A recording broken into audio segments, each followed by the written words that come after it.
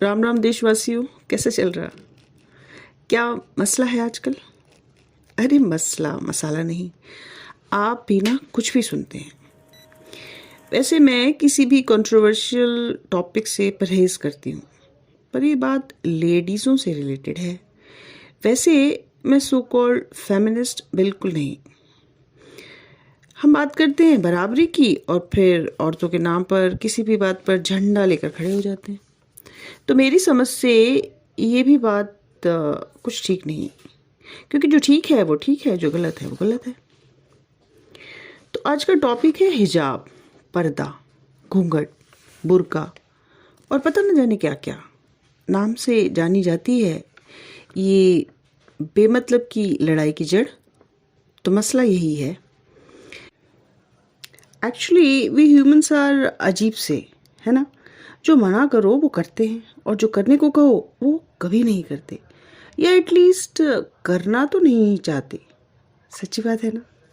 इस दुनिया में जहाँ कई मुल्कों में हिजाब कंपलसरी है, वहाँ उसको हटाने की मुहिम है, और जहाँ ऐसी कोई पाबंदी नहीं है वहाँ इसे ज़बरदस्ती ओढ़ने का पर लोग आमादा हैं।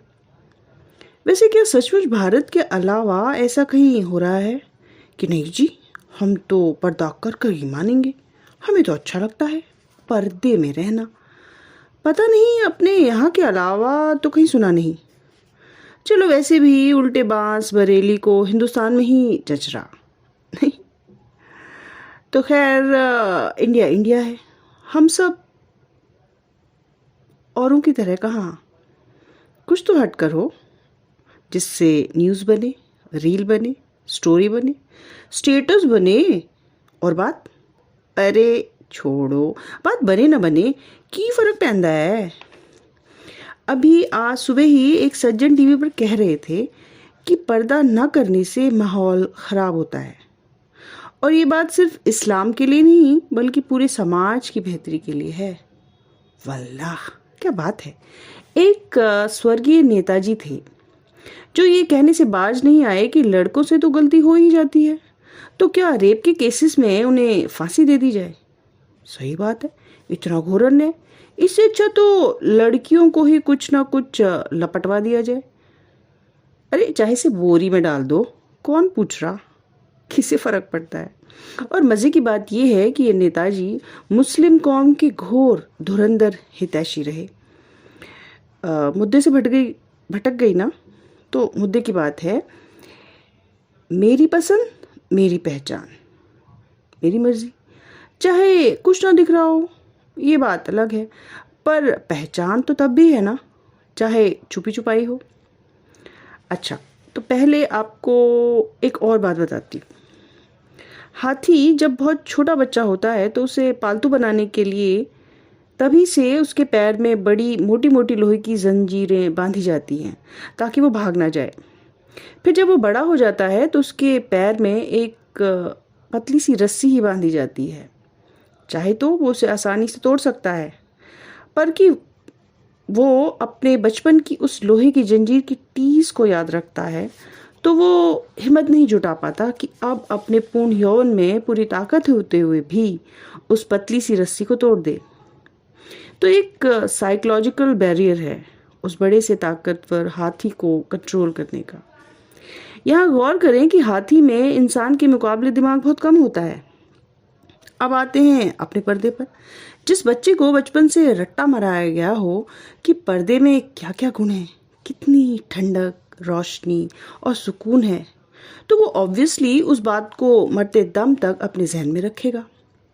इसलिए जहाँ तक पर्दे की चॉइस की बात है, इट्स लिटिल बिट डाउटफुल। नहीं, ये भी है कि कहते हैं कि हाथी का दिमाग इंसान के 2 साल के बच्चे के बराबर होता है। तो क्या जो बचपन से रट्टा मार रहे थे वो 2 साल से बड़े कभी हुए ही नहीं? चलो छोड़ो, मान भी लो कि बात चॉइस की है, मर्जी की है, तो भी हर जगह हर बात पर अपनी नाक का प्रश्न बनाना, धर्म का प्रश्न बनाना ठीक है। तो फिर क्या फ़र्क हुआ सो कॉल्ड रूढ़िवादी लोगों में और पढ़ी लिखी सोच वालों में? वैसे मसला सुप्रीम कोर्ट में है, तो जो न्याय की मूर्तियां हैं उनमें से एक ने पक्ष में और एक ने विपक्ष में फैसला दिया, और अब शायद एक उससे भी बड़ी बेंच इसकी सुनवाई करेगी।